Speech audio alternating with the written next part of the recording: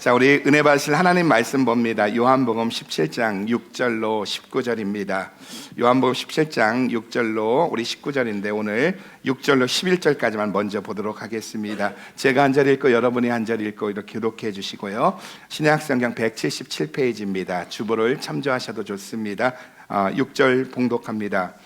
세상 중에서 내게 주신 사람들에게 내가 아버지의 이름을 나타내었나이다. 저희는 아버지의 것이었는데 내게 주셨으며 저희는 아버지의 말씀을 지키었나이다. 7절 시작. 지금 저희는 아버지께서 내게 주신 것이 다 아버지께로서 온 것인 줄 알았나이다. 나는 아버지께서 내게 주신 말씀들을 저희에게 주었사오며 저희는 이것을 받고 내가 아버지께로부터 나온 줄을 참으로 아오며 아버지께서 나를 보내신 줄도 믿었사옵나이다. 9절 시작. 내가 저희를 위하여 비옵나니 내가 비옵는 것은 세상을 위함이 아니요 내게 주신 자들을 위함이니이다. 저희는 아버지의 것이로소이다.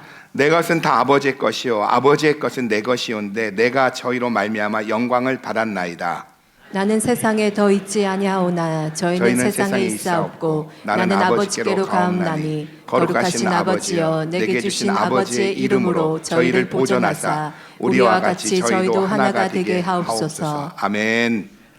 함께 읽은 요한복음 17장 6절로 우리 9절 말씀까지 11절 말씀까지 그리고 또 요한복음 17장 전체를 통해서 우리를 위한 예수님의 기도, 우리를 위한 예수님의 기도라는 제목을 가지고 은혜를 나누고자 합니다. 요한복음의 기록 목적에 대해서 요한복음을 시작하면서 요한복음 20장 31절에 보면 오직 이것을 기록함은 너희로 예수 그리스도가 하나님의 아들이심을 믿어 영생을 얻게 하는 데 있다고 말씀하고 있습니다. 그리고 여기서 예수님이 하나님의 아들이란 말은 예수님은 하나님이란 겁니다. 누누이 이야기했지만 소의 새끼가 송아지고 개의 새끼가 강아지이듯이 또 사람의 자식이 사람이듯이 하나님의 아들이란 말은 하나님이시라는 겁니다. 그러니까 예수님은 바벨론 신화나 그리스 신화에 나오는 신화적 존재도 아니고 또한 감동의 스토리를 갖고 있는 휴머니스트도 아니고 그 예수님은 하나님이시라는 거예요. 그리고 우리로 예수님이 하나님이라는 사실을 믿음으로 말미암아 영생을 얻게 하는 것이 요한복음의 기록 목적이고 성경의 기록 목적이라는 겁니다. 성경의 기록 목적은 저와 여러분이 예수 그리스도가 하나님의 아들이심을 믿어 우리로 영생을 얻게 하는 데 있다는 거예요. 하나님이신 예수님이 이 땅에 오셔서 행하신 사역 가운데 우리가 놓치지 말아야 할 것은 예수님의 기도입니다. 예수님은 세례 요한에게 세례를 받고 공생애를 시작하면서 광야에서 40일 동안 금식 기도를 하셨습니다. 그러니까 예수님의 사역의 시작은 기도였다는 거예요. 하나님이신데 인간으로 오신 그분은 바로 사역의 시작을 기도로 시작했다는 겁니다. 또 사역을 하시면서 새벽녘에는 한적한 곳을 찾아 기도하셨고 때로는 밤이 새도록 기도하셨다는 거예요. 마태복음 14장에 보면 제자들을 보내시고 한적한 곳에서 기도하시는 예수님의 시야에 풍랑으로 고통당하고 있는 제자들이 보이는 겁니다. 그래서 예수님이 무리를 걸어 제자들이 찾아갑니다. 그때가 언제라고요? 밤 사경입니다. 새벽 3시입니다.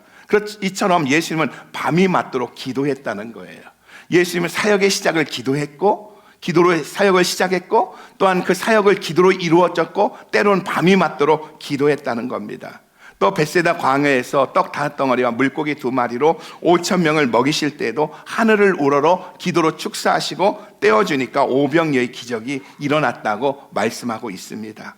또 십자가에서 못 박히시기 전에 겟세마네 동산에서는 땀방울이 변하여 핏방울이 되도록 통곡하며 기도하셨다는 거예요.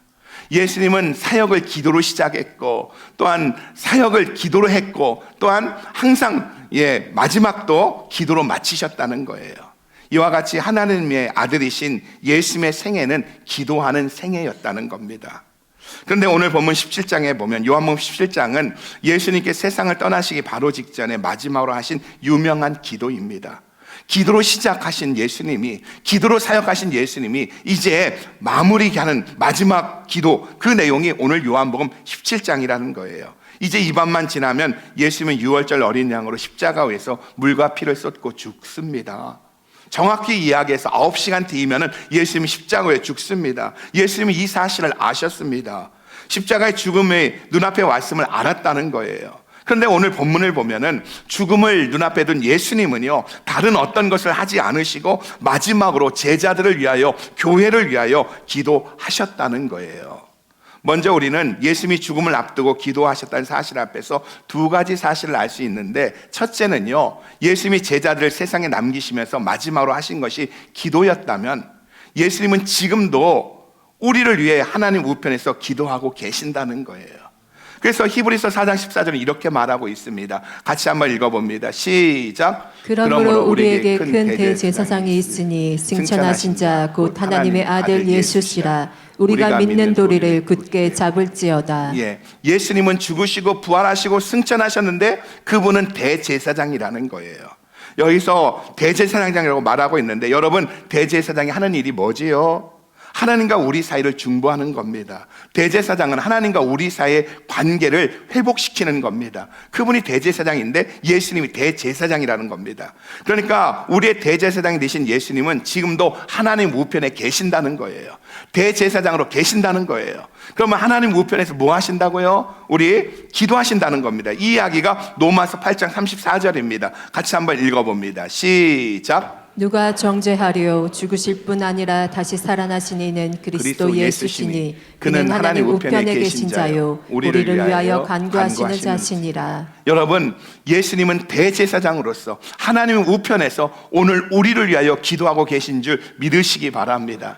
예수님이 이 땅에 오셔서 마지막 사역을 마무리하며 제자들을 위해 기도했다면 지금 이 시간에는 대제사장으로 하나님 우편에 앉아서 저와 여러분을 위해 기도하고 계신 줄 믿으시기 바랍니다. 둘째로, 죽음을 앞두시고 예수님께서 마지막으로 하신 것이 제자들을 위한 기도라는 사실에서 우리를 향한 예수님의 마음을 알 수 있다는 거예요. 우리가 본문에서 예수님의 기도 내용을 살필 때요, 제자들을 향해서, 우리를 향해서 예수님이 사용하시는 독특한 표현이 있는데, 그것이 뭐냐면은 내 것이라는 거예요. 내 것. 우리 6절 한번 이 내 것이라는 단어를 염두에 두고 같이 읽어봅니다. 시작. 세상 중에서 내게 주신 사람들에게 내가 아버지의 이름을 나타내었나이다. 저희는 아버지의 것이었는데 내게 주셨으며 저희는 아버지의 말씀을 지키었나이다. 예수님은 제자들에 대해서 뭐라고 합니까? 아버지께서 세상에서 택해서 내게 준 자들이다. 제자들은 누구라고요? 하나님이 택하셔서 제자들에게 예수님에게 준 사람들이라는 겁니다. 내 것이라고 말씀하고 있다는 거예요. 예수님은 별 볼 일 없는 제자들이지만 이들이 자기 사람이라고, 즉 내 것이라고 여기셨다는 거예요. 우리 중에 자녀들 때문에 고통당하는 부모님들이 계십니다. 자녀들만 놓으면, 자녀들만 잊고 살면 편하게 살 수 있을 것 같습니다. 그래서 잊고 살라고 권면해 보기도 합니다. 그런데 모든 부모님은요, 포기하지 못하고 사랑한다는 거예요. 그 어떤 어머니도 자식을 포기하는 걸 못 봤습니다. 자식 때문에 눈물 흘리고 고통을 겪지만 포기하지 못하고 사랑한다는 거예요. 왜 그런지 아세요? 자기 속으로 낳았기 때문입니다. 내 것이기 때문입니다. 예수님은 제자들을 위해 기도하시면서 제자들을 향해서 자기 것이라고, 내 것이라고 여기셨다는 거예요. 어미가 자기 속으로 낳았기 때문에 자식을 포기할 수 없듯이 예수님은 십자가에서 피 흘리시고 죽으심으로 저와 여러분을 구원한 하나님 주님의 것이기 때문에 우리를 포기하지 않는 줄 믿으시기 바랍니다. 예수님은 우리를 내 것이라고 부르실 정도로 소중한 존재로 보시기에 우리를 향해 남다른 애착심을 가지고 있다는 거예요. 내 것이란 말 속에는 애착심이 있다는 거예요. 우리 9절 읽어봅니다. 9절 시작. 내가 저희를 위하여 비옵나니 내가 비옵는 것은 세상을 위함이 아니요 내게 주신 자들을 위함이니이다. 저희는 아버지의 것이로소이다. 여기 내게 주신 자라는 말 속에는요 11명의 제자들은 물론이고 교회인 우리도 포함되어져 있다는 거예요. 우리는 주님의 것으로서 주님이 애착심을 가지고 있다는 거예요. 그래서 9절에 보면 예수님은 우리를 향한 애착심을 가지고 내게 주신 자들을 위해서 내가 기도한다고 말씀하고 있다는 겁니다. 죽음을 앞두신 예수님이 이 세상에서 보잘것없는 제자들을 위해 내 것이라고, 포기할 수 없는 내 것이라고 애착심을 가지고 있다면 예수님은 지금도 하나님 보좌 우편에서 대제사장이 되어서 우리를 위해 애착심을 가지고 포기할 수 없는 내 것이라고 이런 마음으로 우리를 위해 기도하고 계신 줄 믿으시기 바랍니다. 그러면 예수님은 우리를 위해 어떤 기도를 하고 계시냐는 거예요. 오늘 본문은 우리를 위한 예수님의 기도 내용을 보여주고 있습니다. 첫째는 하나가 되게 해달라고 기도한다는 거예요. 하나님 보좌 우편에서 대제사장으로서 하나님과 우리의 관계 회복을 위해서 기도하시는 분이 예수님이신데, 그 예수님의 기도의 내용은 첫째는 하나가 되게 해달라고 기도하고 있다는 거예요. 11절입니다. 읽어봅니다. 시작. 나는 세상에 더 있지 아니하오나 저희는 세상에 있사옵고 나는 아버지께로 가옵나니 거룩하신 아버지여 내게 주신 아버지의 이름으로 저희를 보존하사 우리와 같이 저희도 하나가 되게 하옵소서. 예수님은 죄인인 인간의 본질이 무엇인지를 분명히 알고 계셨습니다. 사람은 두세만 모이면 서로 비판하고 편 가른다는 거예요. 사랑하고 협동하는 것이 아니라 사람은 2명, 3명만 모이면 갈등하고 싸우다가 갈라진다는 거예요. 그래서 예수님은 21절과 22절에 보면 하나 되게 해달라고 반복해서 기도하고 있는 거예요.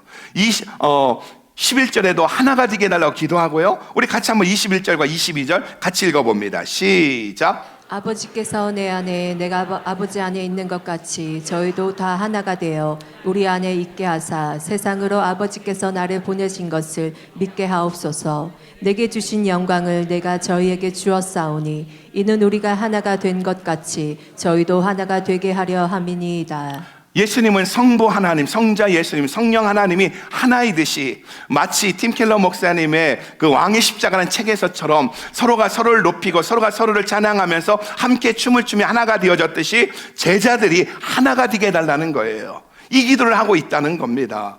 그러면 예수님은 왜 제자들이 하나 되기를 위해 기도하셨느냐는 거지요. 예수님이 이제 하루만 지나면 제자들과 작별하게 됩니다. 9시간만 지나면 작별하게 됩니다. 그리고 50일 후면은 예수님의 제자들은 사도행전을 써나가야 합니다. 예수님이 십자가에 죽으시고 부활하시고 사흘 만에 또한 부활하신 다음에 이 땅에 40일 동안 제자들과 함께 하시면서 하늘나라 청사진을 보여주셨습니다. 그리고 제자들은요 10일 동안 마가다락방에서 약속하신 성령을 기다렸습니다. 그리고 성령을 받게 됩니다. 그리고 그들은 사도행전을 써나가기 시작했다는 거예요. 그러니까 50일 후면 제자들에 의해서 사도행전이 쓰여지는 엄청난 일이 기다리고 있다는 거예요. 하루에 3,000명이 5,000명이 회개하고 돌아옵니다. 그런데 제자들이 하나가 되지 못하면은 복음으로 이 세상을 이길 수 없고요, 사도행전의 역사를 가져올 수가 없다는 겁니다. 그래서 조금 전에 제자들의 발을 씻겨주면서 내가 스승이 되어 너희의 발을 씻겨주었듯이 너희도 서로 발을 씻겨주라고 하신 다음에 기도하시기를 뭐라고 기도한다고요? 저희들이 하나가 되게 해달라고 연거푸 기도하고 있다는 겁니다. 지금은 하늘나라 가신 고 한경직 목사님, 우리 기독교계의 성자라고 불리는 한경직 목사님이 은퇴하신 다음에 남한산성에 계셨는데 한 번은 후배들을, 제자들을 보기 위해서 내려오셨습니다. 한경직 목사님이 오신다니까 수많은 젊은 목회자들이 몰려들었습니다. 그리고 강당에 빽빽히 앉아서 한경진 목사님 무슨 말을 해줄까 하면서 기다리고 있었습니다. 연로하신 한경진 목사님 강대상을 또박또박 걸어옵니다. 이렇게 둘러봅니다. 그리고 말합니다. 여러분 교회 부흥하길 원해요. 그랬더니 그 젊은 목사님들이 아멘 하고 소리 지르는 겁니다. 그랬더니 목사님이 가만히 침묵을 하시더니 하시는 말씀은 싸우지 않으면 교회는 부흥합니다 하고 내려가시더래요. 이렇게 하나됨이 중요한데 하나됨을 막는 요인 중에 하나가 각자의 자존심이라는 거예요. 교회가 하나 되지 못하는 이유는요, 자기 자신이 깨지지 않았기 때문이라는 겁니다. 후안 카를로스 오리티즈 목사님 제자입니까라는 책을 쓰셔서 참 전 세계 모든 크리스찬들에게 영향을 주신 분인데, 이분이 노잔데이에서 이런 말을 합니다. 감자는 완전히 으깨져야 하나가 된다. 감자 줄기를 끌어올리면 거기에 3개, 4개, 5개 덩어리들이 있는데 그것을 자리에 담았다고 하나가 되는 것이 아니라, 하나가 되기 위해서는 이 감자를 다 갈아서 완전히 으깨졌을 때 하나가 되지는 맛있는 메시 포테이토가 된다, 그런 얘기를 하는 겁니다. 내가 여기 있다, 또 내가 감자다 이러면 절대로 하나가 될 수 없다는 거예요. 결국 문제는 외부에 있는 것이 아니라 자기라는 겁니다. 내가 손해 안 보려 하고요, 내 자존심을 다치지 않게 하려고 하다 보니까 하나가 되지 않는다는 거예요. 교회가 왜 하나가 되지 않습니까? 내가 밥물만큼은 최고야, 내 김치가 최고야, 자기가 끊임없이 자존심을 내세우니까 하나가 안 된다는 거예요. 그래서 하나가 되기 위해 제일 필요한 것은 뭐라고요? 희생이라는 겁니다. 자신이 손해볼 줄 알아야 한다는 거예요. 내게 어떤 유익이 없다 하더라도 다른 사람과 하나만 될 수 있다면 자기를 내어줄 수 있는 것이 하나님 앞에서 복된 길인 줄 믿으시기 바랍니다. 일본에 미우라 아야코라는 크리스찬 여자 작가가 있었습니다. 이분이 결혼하고 부업으로 구멍가게를 하나 열었다고 합니다. 그런데 이분이 사업을 잘해서인지 아니면 친숙해서인지 믿음이 좋아서인지 엄청나게 장사가 잘 되었대요. 매일 트럭으로 물건을 받아놔도요, 금세 물건이 다 팔렸다고 합니다. 그래서 너무 장사가 잘 되어서 아침부터 저녁까지 밤늦게까지 장사에 매달렸다고 합니다. 그런데 어느 날 예수 잘 믿는 남편이 미우라 아야코에게 와서는 이렇게 이야기하는 거예요. 여보, 우리가 뭔가 아무래도 잘못된 것 같아. 우리 가게가 너무 잘 되어서 이웃 가게들이 문을 다 닫을 지경이 되었어. 이건 예수 믿는 사람이 해서는 안 될 일인 것 같아. 남편이 그럽니다. 그러면서 부부가 손을 잡고 기도합니다. 하나님, 우리 가게만 잘 되어서 소중한 이웃과의 사랑의 줄이 끊어지는 일이 없게 해달라고, 도와달라고 기도한 겁니다. 그리고 그 다음날부터는요, 물건을 트럭으로 받던 것을 3분의 1만 받은 겁니다. 무슨 말이죠? 구색을 갖춰놓지 않은 거예요. 그래서 자기 가게에 없는 물건을 사러 온 손님들은 자연스럽게 이웃 가게로 보내는 겁니다. 그랬더니 모든 가게가 다 잘 되고 자신은 시간을 남아서 글을 쓰기 시작했는데 그 글이 뭐냐? 그 유명한 소설 빈점이라는 거예요. 여러분, 하나님께서 우리에게 원하시는 것은요, 하나됨을 지키는 것인 줄 믿으시기 바랍니다. 오늘 또 하나님 보좌 우편에서 대제사장의 기도로 주님은 기도하시기를 저들이 하나가 되어지게 하소서, 휴선 순복음교회가 하나가 되어지게 하소서 하고 기도하는 줄 믿으시기 바랍니다. 그러게 우리가 희생하고 손해보더라도 하나됨을 지키면 하나님께서 우리가 상상 못했던 부분에서 채워주시는 줄 믿으시기 바랍니다. 교회가 헬라어로 에클레시아입니다. 그 뜻은 불러냄을 입은 사람들의 모임, 세상으로부터 불러냄을 받은 사람들의 모임, 즉 예수 믿는 사람들의 모임이라는 거예요. 교회는 빨간 벽돌로 되어진 게 교회가 아니라 예수 믿는 사람들의 모임, 예수 믿는 사람들의 공동체가 바로 교회라는 거예요. 그러니까 교회는요, 고립된 한 사람이 아니라 예수 그리스도라고 고백하는 사람들의 모임, 즉 공동체라는 거예요. 그러기에 교회 와서 혼자 신앙생활 하는 사람들의 신앙은요, 하나가 되지 못하는 사람들의 신앙은요, 결코 건강할 수가 없다는 거예요. 지난 한 주간 동안 우리가 삼겹줄 기도일을 했습니다. 삼겹줄 기도의 첫날부터 기도응답 받았다는 분들의 이야기가 들려옵니다. 여러분, 삼겹줄 기도회가 뜨겁고 간절하고 또한 응답이 있고 역사가 있는 이유가 뭔지 아십니까? 혼자 기도하는 게 아니에요. 세 사람이 짝을 이루어서 손을 잡고 기도하는 겁니다. 여러분, 누군가가 손을 잡고 기도한다고 생각해 보세요. 기도할 때 내가 이러다 침 튀면 어떡하나 걱정도 생기고요, 내 입냄새 나면 어떻게 하나 생각도 들고요, 내 기도 저 사람 들으면 어쩌나 생각도 있습니다. 진짜 손을 잡고 기도한다는 것은요, 내 자존심과 내 모든 것을 내려놓지 않으면 안 되는 거예요. 근데 손을 잡고 기도하는 거예요. 간절히 기도하는 거예요. 주님 바라보면서 기도짝에 기도 제목을 지고 내 기도인 마냥, 그리고 십자가를 진 예수님처럼 간절히 기도하니까 그곳에 역사가 있는 겁니다. 삼겹줄 기도의 능력은요, 그래서 함께 기도하는 데 있다는 거예요. 여러분, 사정이 있겠지만 주일 예배만 드리고 축도가 끝나기 무섭게 교제 없이 떠나시는 분들이 있다면 하루빨리 함대에, 그리고 또한 선교회에, 큐티 나눔 방에, 공부방에 조인하시길 주님의 이름으로 축복합니다. 그리고 또 하나, 말 나온 김에 축도 끝나기 전에 설교 끝나면 일어나는 분들이 있어요. 왜 일어날까? 화장실 갈까? 아닌 것 같은데 뭐지? 보니까 밥 차리러 가는 분들이 있습니다. 밥 좀 늦게 먹더라도요, 여러분 가능하면 축도 끝날 때까지 같이 예배 드려 줄 수 있기를 부탁드립니다. 밥 안 챙겨오는 분들만 아멘 하셨는데 밥 챙겨오시는 분들도 아멘 하시기 바랍니다. 여러분, 하와가 언제 뱀의 유혹을 받은 줄 아세요? 혼자 있을 때입니다. 혼자 있다가 뱀의 유혹을 받았다는 거예요. 그 당시 에덴 동산에 아담과 하와 단 둘뿐이었습니다. 그렇게 두 사람은 헤어지면 안 됩니다. 어디를 가도 꼭 같이 있어야 하는데 기분이 안 좋았는지 아니면 서로 합의를 했는지 하와가 혼자 있다가 뱀의 유혹을 받았다는 거예요. 여러분, 잊지 마십시오. 신앙생활을 혼자 하면 당한다는 거예요. 아무리 기도 많이 하고요, 성경 많이 암송해도 혼자 하면 당한다는 거예요. 그래서 예수님은 우리가 하나가 되도록 기도하고 계신 줄 믿으시기 바랍니다. 오늘 또 예수님은 하나님의 우편에서 우리를 위해 기도하시는데 저들이 하나 되게 해달라고 기도하고 계신 줄 믿으시기 바랍니다. 두 번째로는요, 제자들이 기쁨으로 충만하게 해달라고 기도하셨다는 거예요. 하나님 보좌 우편에서 기도하는데 하나님 저들이 기쁨으로 충만케 해주십시오. 우리 13절입니다. 같이 읽어봅니다. 시작. 내가 저희와 함께 있을 때에 내게 주신 아버지의 이름으로 저희를 보전하와 지키었나이다. 그 중에 하나도 멸망치 않고 오직 멸망의 자식뿐이오니 이는 성경을 응하게 함이니이다. 그리고 13절 계속 봐줘요. 13절 시작. 지금은 내가 아버지께로 가오니 내가 세상에서 이 말을 하옵는 것은 저희로 내 기쁨을 저희 안에 충만히 가지게 하려 함이니이다. 여러분, 예수님은 오늘 또 우리를 위해서 기쁨으로 충만케 해달라고 기도하고 있다는 겁니다. 여러분, 기독교의 교리 중에 독특한 것은 기쁨입니다.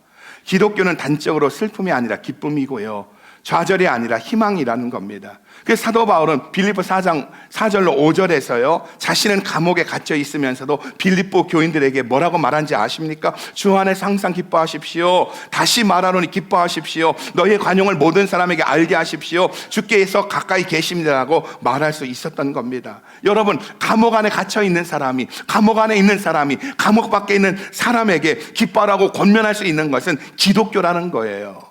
그래서 항상 기뻐하라, 쉬지 말고 기도하라, 범사에 감사하라. 이는 그리스도 예수 안에서 너희를 향하신 하나님의 뜻이니라. 여러분, 그런데 이걸 아세요? 성경이 말하는 기쁨은요, 세상의 기쁨과 전혀 다르다는 거예요.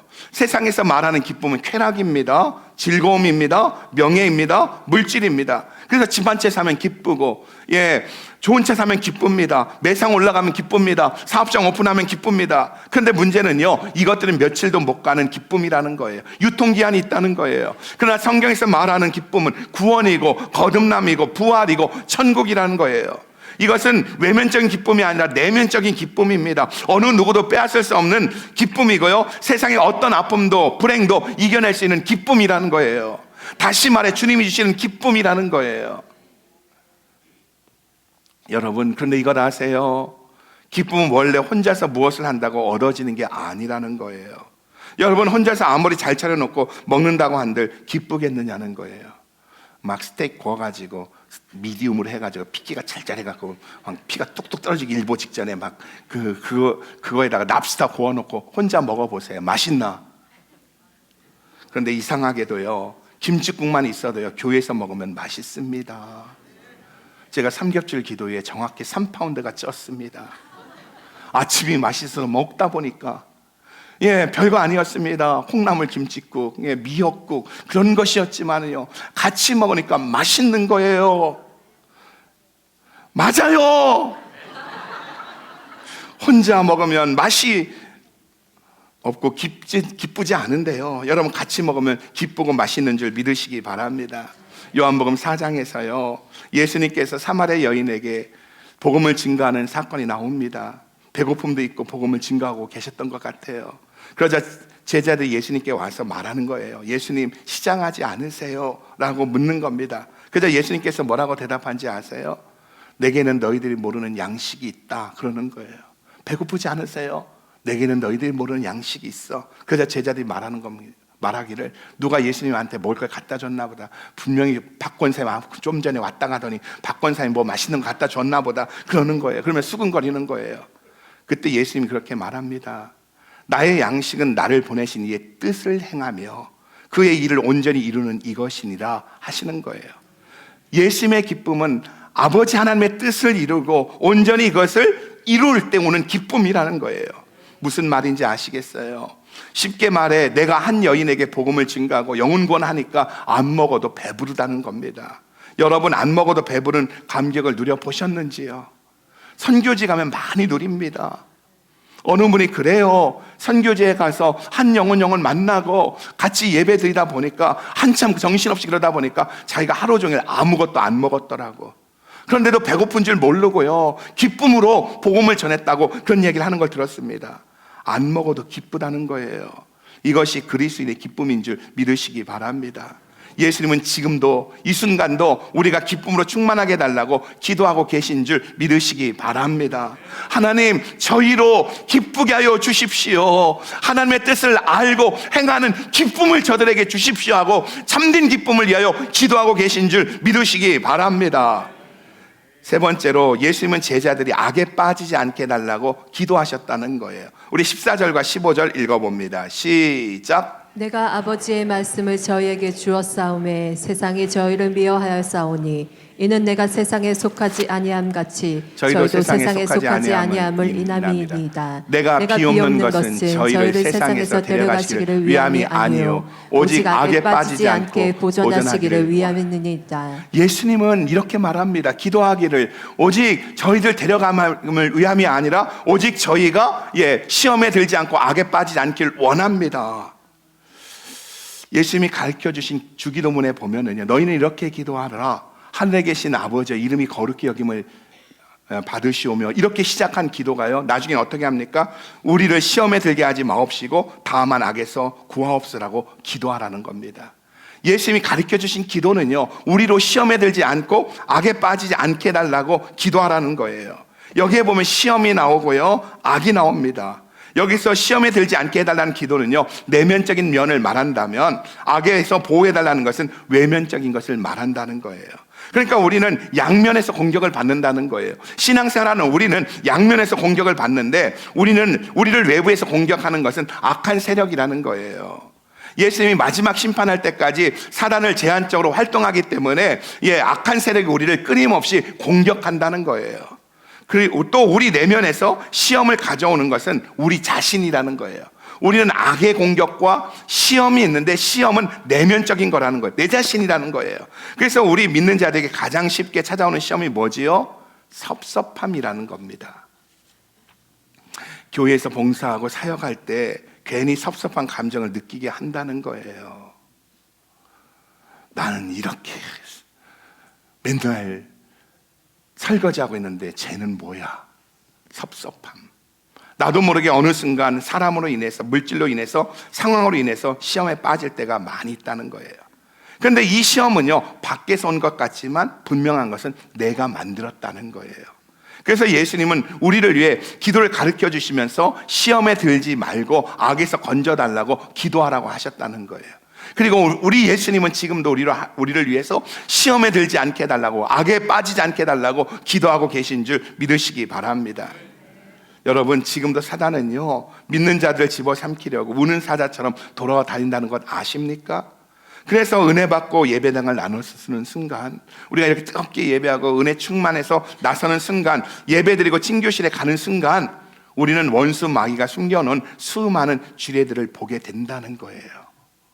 이것도 섭섭하고 저것도 섭섭한 쥐레들이 있다는 거예요. 이때마다 우리는 나를 위해 기도하시는 주님의 음성을 들어야 하는 줄 믿으시기 바랍니다. 지금도 하나님 우편에서 나를 위해서 시험에 들지 않게 해달라고, 악에 빠지지 않도록 기도하시는 주님의 간절한 음성을 듣는 은혜가 있기를 주의 이름으로 축복합니다. 자, 우리 옆 사람 눈보고 한번 인사해요. 쥐레 밟지 맙시다. 시작. 친교실만 쥐레가 있는 줄 아세요? 주방에는 완전 깔려버려 있습니다. 성가대하고 찬양팀에 거기 더 많아요. 여러분, 쥐레가 느껴질 때마다 나를 위해 기도하시는 주님의 음성을 들으시기 바랍니다. 때로는 예수님이 주무시는 것 같고요, 내가 필요할 때 찾아오지 않는 것처럼 느껴지고 보여도요, 예수님은 하나님 보좌 우편에서 나를 위해 기도하고 계신다는 것을 믿으시기 바랍니다. 하나님, 저들로 시험에 들지 않게 하소서. 하나 더 봅니다. 네 번째로, 진리로 거룩하게 해달라고 기도하고 계신다는 거예요. 오늘 이 땅에 성령을 보내주시고 보혜사로 우리와 함께 하신 다음에 예수님은 승천하셔서 하나님 보좌 우편에 계시면서 대제사장으로 우리를 위해 기도하고 계신데, 우리를 향해서 거룩하게 해달라고 기도하고 있다는 거예요. 17절입니다. 같이 읽어봅니다. 시작. 저희를 진리로 거룩하게 하옵소서. 아버지의 말씀은 진리니이다. 여러분, 우리는 거룩한 존재들입니다. 우리는 거룩한 존재라고 하면 반문을 갖고 있는 분이 계실 거예요. 삼겹질 기도 끝나고 나 혈기 부렸고 깽판 쳤고 오늘 아침에도 죄 지었는데 거룩하긴 뭐가 거룩하냐면서 생각하는 분이 있을 거예요. 이것은 중요한 사실 하나를 모르기 때문입니다. 내가 거룩한 이유는요, 내가 거룩하신 하나님의 소유이고 예수님의 소유이기 때문에 거룩한 줄 믿으시기 바랍니다. 또 우리가 세상으로부터 구별되었기 때문에 거룩한 줄 믿으시기 바랍니다. 여러분, 성막이 성막될 수 있는 이유가 뭔지 아세요? 일반 텐트와 다를 것이 없는데 하나님이 임하시니 성막이 된 겁니다. 똑같은 텐트인데 하나님이 임하시면 성막이지만 하나님이 안 계시면 일반 텐트라는 거예요. 근데 오늘 본문은요, 우리가 주의 것이라고 주의 소유라고 말씀하고 있다는 거예요. 무슨 말인지 아시겠어요? 우리가 예수를 믿는 순간 예수님이 우리 주인으로 내 안에 오셨기 때문에 우리는 거룩한 줄 믿으시기 바랍니다. 히브리어로 거룩하다는 말이 카도시인데 그 뜻은요, 드렸다는 의미입니다. 여러분, 구약의 제물이 거룩해지기 위해서는 어떻게 해요? 그냥 양인데 하나님께 드리면 거룩한 제물이 되는 거예요. 거룩해지는 거예요. 그러나 내가 먹으면 램찹밖에 안 된다는 거예요. 그냥 양이라는 거예요. 같은 양이라도 하나님께 드려지면 거룩한 양이고 제물인데 내가 먹으면 그냥 양이라는 거예요. 이것을 사람에게 적용하면 헌신이라는 의미로 바꿀 수가 있다는 겁니다. 그러니까 하나님이 우리를 거룩하게 만드셨다는 의미가 무엇이냐 하면은요, 과거에는 우리가 세속적인 것에 헌신했다면, 나를 위해 나의 기쁨을 위해 헌신했다면 예수 믿고 내 헌신의 대상이 바뀐 거예요. 내 인생의 목적과 방향이 바뀐 겁니다. 이와 같이 우리는요, 세상으로부터 구별된 거룩한 자인 줄 믿으시기 바랍니다. 내가 예수를 믿고 내가 이제 내 안에 계신 예수님과 함께 주를 위해 살겠다고 고백하는 그 순간 우리는 거룩한 자가 된 줄 믿으시기 바랍니다. 그러기에 하나님 주신 이 거룩을 지켜야 한다는 거예요. 그러면 어떻게 이 거룩을 지킬 수 있다고요? 17절 다시 한번 읽어봅니다. 17절입니다. 같이 읽어봅니다. 시작. 저희를 진리로 거룩하게 하옵소서. 아버지의 말씀은 진리니이다. 여러분, 무엇으로 우리가 거룩을 지킬 수 있다고요? 우리가 예수를 믿는 순간 예수님이 내 안에 계시기 때문에 우리가 거룩한 사람인데 이 거룩을 지킬 수 있는 비결이 뭐라고요? 무엇으로 지킬 수 있다고요? 아버지의 말씀, 하나님의 말씀으로 거룩을 지킬 수 있는 줄 믿으시기 바랍니다. 하나님의 말씀을 마음에 담고 항상 그 말씀을 지킬 때 우리가 거룩할 수가 있다는 거예요. 우리는 예수 믿는 순간 이미 거룩한 자가 되어졌는데 이 거룩을 지키는 방법은 말씀이라는 거예요. 그 시편 119편 9절에 청년이 무엇으로 그 행실을 깨끗게 하리요? 주의 말씀을 삼갈 것이니라. 주의 말씀을 통해서 거룩해진다는 거예요. 그러면서 시편 119편 92절에 보면 이렇게 말씀하고 있다는 거예요. 같이 읽어봅니다. 시작. 주의 법이 나의 즐거움이 되지 아니하였다면 내가 내 고난 중에 멸망하였으리이다. 예, 뭐라고요? 주의 법이 나의 즐거움이 되지 않았다면은 환난의 바람이 불고 고난의 풍랑이 일어날 때 내가 어떻게 말씀을 지키며 어떻게 내가 거룩한 자의 삶을 살 수 있겠느냐는 거예요. 말씀이 나로 하여금 거룩한 존재로 살아남게 하는 줄 믿으시기 바랍니다. 구약성경 출애굽기 31장에 보면은 하나님께서 율법을 계명을 주는 장면이 나옵니다. 구약의 율법은 계명은 어떻게 합니까? 하나님이 모세에게 돌판을 들고 오라 한 다음에 그 돌판에 하나님께서 친히 손가락으로 쓰셔서 율법을 계명을 주셨습니다. 구약의 율법은요, 계명은요, 하나님이 손가락으로 직접 돌판에 주셨다는 거예요. 그러면 신약의 계명, 너는 마음을 다하고 뜻을 다하고 성품을 다하여 주 너희 하나님을 사랑하라는 이 계명은 어떻게 주셨느냐는 거예요. 구약은 돌판에 친히 쓰셔 주셨다면 이 신약의 계명은 우리에게 어떻게 주었다고요? 고린도서 3장 3절에 보면 너희는 그리스도의 편지다. 예, 너희는 그리스도의 편지다. 너의 존재는 그리스도의 편지다. 그렇게 하면서 하신 말씀이 뭐예요? 하나님의 영으로, 성령으로 우리 마음에, 마음판에 썼다고 말하는 겁니다. 구약은 돌판에 썼다면 신약은 우리의 마음판에 성령을 통해서 말씀으로 쓰여져 있기 때문에 우리는 거룩한 자인 줄 믿으시기 바랍니다. 여러분, 그래서 예수님이 떠나시면서 내가 떠나는 것이 너에게 유익이다. 내가 떠나면 다른 보혜사 성령을 주겠다. 그리고 예수님은 승천하셨습니다. 그리고 하나님 보좌 우편에서 우리를 위해 기도하십니다. 그리고 예수님 보내주신 그 성령이 우리 안에 계시면서 우리를 진리 가운데 인도하시는데, 거룩하게 하시는데, 성령님 하시는 이 일은 우리 속에 마음판에 말씀을 주시는 줄 믿으시기 바랍니다. 그래서 성령 충만해야 되는 거예요. 여러분, 내 힘으로만은 절대로 나의 거룩을 지킬 수가 없다는 거예요. 그때만 나를 위해 지금도 하나님 우편에 기도하시는 주님의 음성을 들으시길 주의 이름으로 축복합니다. 결론을 말씀드립니다. 예수님은 하나님 우편에서 우리를 위해 지금도 기도하고 계신다는 겁니다. 그러면서 예수님은 우리를 내 것이라고 말씀하고 있다는 거예요. 하나님 보좌 우편에서 기도하시는 예수님은 오늘 김 집사님을 보고 이 집사님을 보고 나를 보면서 하시는 말씀이 너는 내 거야. 십자가에 피 흘리고 죽음으로 산 내 거야. 나는 너를 포기할 수 없는 가장 존귀한 내 거야. 여러분, 그리고 그 예수님은 내 것이라고 말씀하시며 애착심을 가지고 기도하고 계신다는 거예요. 여러분, 예수님의 기도는요, 애착심을 가지고 기도하고 있다는 거예요. 여러분, 예수님이 지금 기도를 포기하지 않는데 왜 내가 포기합니까? 여러분, 예수님은 기도를 포기하지 않는데 왜 내 인생을 포기하고, 예수님은 기도를 포기하지 않는데 여러분은 왜 좌절하고 절망하십니까? 여러분, 힘을 내시기 바랍니다. 예수님의 기도가 우리의 배후에 있다는 거예요. 예수님의 기도가 우리를 보호하고 있다는 겁니다. 예수님의 기도가 우리 공동체 가운데, 휴선 순복음교회 가운데 있는 줄 믿으시기 바랍니다. 이 기도가 있는 이상 세상에 우리를 당할 자가 아무도 없다는 거예요. 연약하고 부족하지만 우리가 정말 예수의 피로 구원받은 우리가 모여있는 이 공동체는 예수 그리스도의 기도가 있기 때문에 세상의 그 어떤 것도 우리 공동체를 감당해낼 수 없는 줄 믿으시기 바랍니다. 그러게 절대로 절망하지 마세요. 세상을 두려워하지 마십시오. 인생을 비겁하게 살지 마십시오. 예수님이 오늘 또 변함없이 나를 위해 기도하고 계신다는 사실을 믿으시기 바랍니다. 예수님이 기도를 포기하지 않는데 왜 내 스스로가 내 인생을 포기합니까? 예수님이 기도를 지금도 하고 계신데, 하나님 보좌 우편에서 간절히 기도하고 계신데, 우리의 거룩을 위해서, 우리의 기쁨을 위해서, 우리가 하나 되기 위해서 주님이 기도하시는데 왜 내 입술로 우리는 하나가 될 수 없다고, 거룩할 수 없다고 말합니까? 주님이 지금 기도하십니다. 여러분을 힘들게 하는 그 인간, 예수님이 그를 포기하지 않고 기도하고 있습니다. 주님이 포기하지 않는데 왜 남편 포기하십니까? 여러분, 하나님이 기도하십니다. 기도하겠습니다.